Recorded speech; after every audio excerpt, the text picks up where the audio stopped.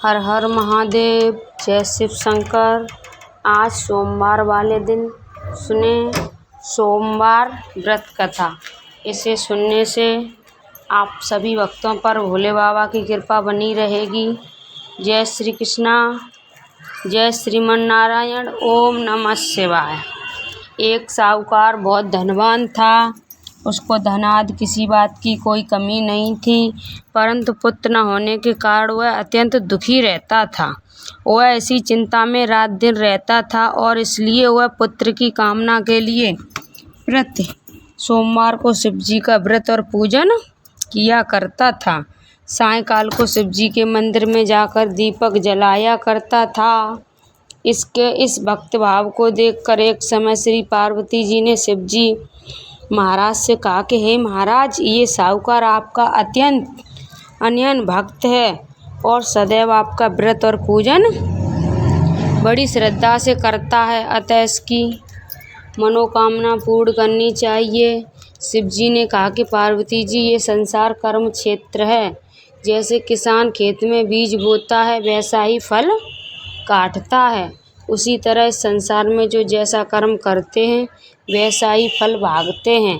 पार्वती जी के अत्यंत आग्रह से कहा कि महाराज, जब ये आपका ऐसा भक्त है और यदि आपको किसी प्रकार का दुख है तो अवश्य दूर करना चाहिए, क्योंकि आप तो सदैव अपने भक्तों पर दया करते हैं, उनके दुखों को दूर करते हैं।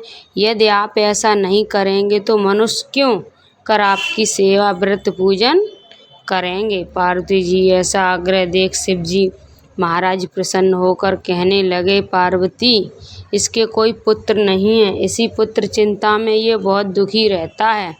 इसके भाग में पुत्र न होने पर भी मैं इसको पुत्र की प्राप्ति का वर देता हूँ, परंतु वह पुत्र केवल 12 वर्ष तक ही जीवित रहेगा।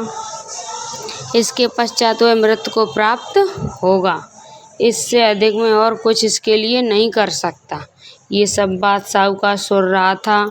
इससे उसको न कुछ प्रसन्नता हुई और न कुछ दुख हुआ। वह पूर्वतः वैसे ही शिवजी महाराज का सोमवार का व्रत और पूजन करता रहा। कुछ समय व्यतीत हो जाने पर साहूकार की स्त्री गर्भवती हुई और 10वें महीने में उसके गर्भ में अति सुंदर पुत्र की प्राप्ति हुई। साहूकार के घर में बहुत खुशी मनाई गई, परंतु साहूकार ने उसको 12 वर्ष की आयु जानकर अधिक प्रसन्नता प्रकट नहीं की और न किसी को भेद बताया। जब वह 9 वर्ष का हो गया तो उस बालक की माता ने उसके पिता से उसके विवाह आदि के लिए कहा, परंतु वह साहूकार कहने लगा, मैं अभी इसको विवाह नहीं करूँगा और काशी जी पढ़ने भेजूँगा। फिर उस साहूकार ने अपने साले अर्थात बालक के मामा को बुलाया और बहुत सा धन देकर कहा, तुम इस बालक को काशी जी पढ़ने के लिए ले जाओ और रास्ते में जिस जगह भी जाओ वहाँ यज्ञ करते, दान देते तथा ब्राह्मणों को भोजन कराते जाओ। इस प्रकार वह दोनों मामा भांजे सब जगह यज्ञ करते और ब्राह्मणों को भोजन कराते जा रहे थे। रास्ते में उनको एक शहर पड़ा। उस शहर के राजा की कन्या का विवाह था और दूसरे राजा का लड़का जो विवाह के लिए बारात लेकर आया था वह एक आंख से काना था। लड़के के पिता ने सोचा, इस बात की बड़ी चिंता थी कि कहीं वर को देख कन्या के माता पिता विवाह में किसी प्रकार की अड़चन पैदा न कर दें। इस कारण जब उसने अति सुंदर सेठ के लड़के को देखा तो मन में विचार किया, क्यों न दरवाजे के समय पर इस लड़के से वर का काम ले लिया जाए। ऐसा विचार कर राजा ने उस लड़के और उसके मामा से कहा तो वे राजी हो गए और साहूकार के लड़के का स्नान आदि करा, वर के कपड़े पहना तथा घोड़ी पर चढ़ा दरवाजे पर ले गए और बड़ी शांति से सब कार्य हो गए। अब वर के पिता ने सोचा, यदि विवाह कार्य भी इसी लड़के से करा दिया जाए तो क्या बुराई है। ऐसा विचार करके उसके मामा ने कहा, यदि आप फेरों और कन्यादान का काम भी करा दें तो आपकी बड़ी कृपा होगी और हम इसके बदले में आपको बहुत सा धन देंगे। उन्होंने स्वीकार कर लिया और विवाह कार्य भी बहुत अच्छी तरह हो गया। परंतु जिस समय लड़का जाने लगा तो उसने राजकुमारी की चुन्नी के पल्लों पर लिख दिया कि तेरा विवाह तो मेरे साथ हुआ है, परंतु जिस राजकुमार के साथ तुमको भेजेंगे वो है एक आँख से काना है, और मैं तो काशी जी पढ़ने जा रहा हूँ।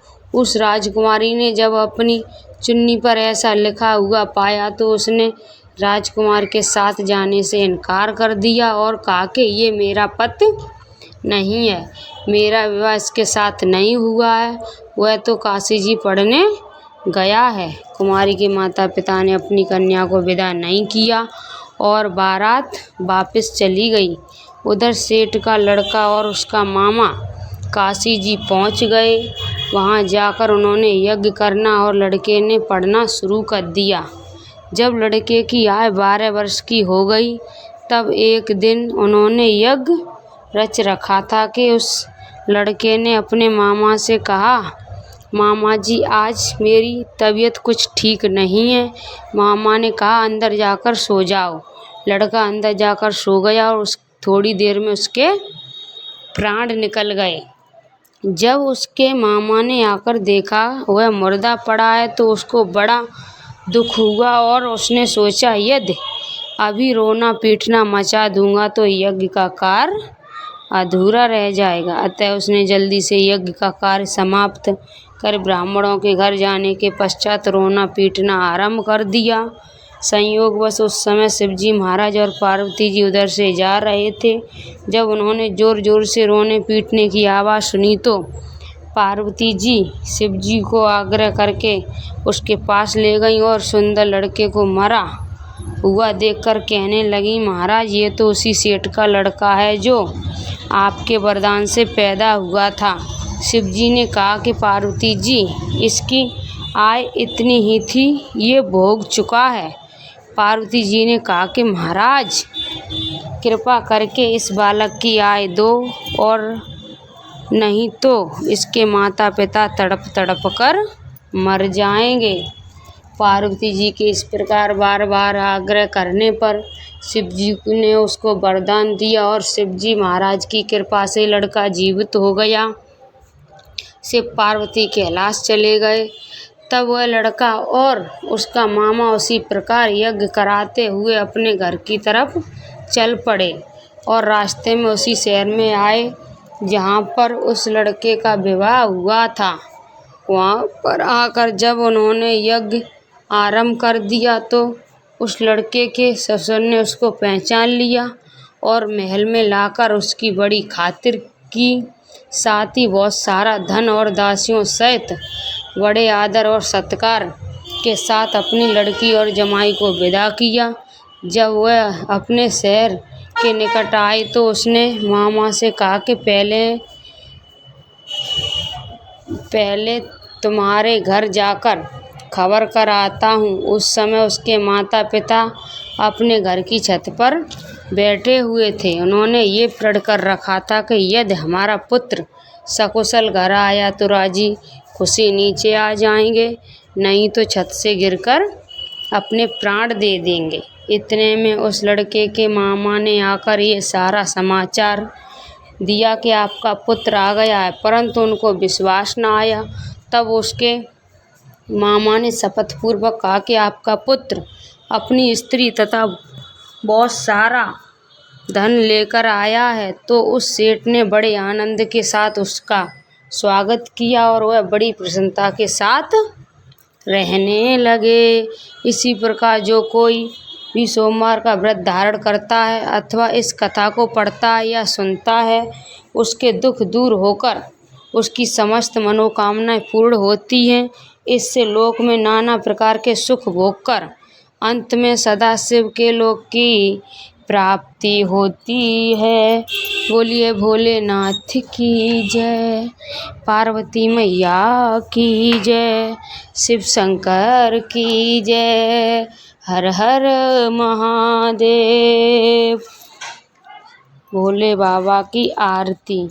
जय शिव ओमकारा, हर शिव ओमकारा, ब्रह्मा विष्णु सदा शिव अर्धांगिनी धारा।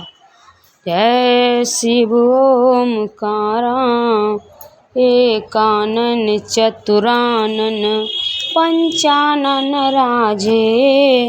हंसासन गरुड़ासन वृषवाहन साजे। ओम जय शिव ओमकारा। दो भुज चार चतुर्भुज 10 भुज अति सोहे। तीनों रूप निरखता त्रिभुवन जन मोहे। जय शिव ओमकारा। जय माला बनमाला मुंडमाला धारी। त्रिपुरारी कंसारी वरमाला धारी। ओम जय शिव ओमकारा। श्वेतांबर पीतांबर भागांबरे अंगे। सनकादित्य ब्रह्मादित्य भूतादित्य संगे। ओम जय शिव ओमकारा। कर में श्रेष्ठ कमंडल चक्र त्रिशूल धरता।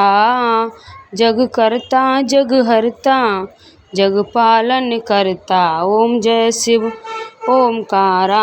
ब्रह्मा विष्णु सदा शिव जानते अविवेका। प्रणवाक्षय के मंदे ये तीनों एका। ओम जय शिव ओमकारा। त्रिगुण शिव की आरती जो कोई नर गावे। कहत शिवानंद स्वामी मन वांछित फल पावे। ओम जय शिव ओमकारा। आप सभी भक्तों को मैंने सोमवार व्रत कथा सुनाई, उसमें सुनावे में कोई गलती हुई हो उसे माफ़ करना। जय श्रीमन नारायण। हर हर महादेव।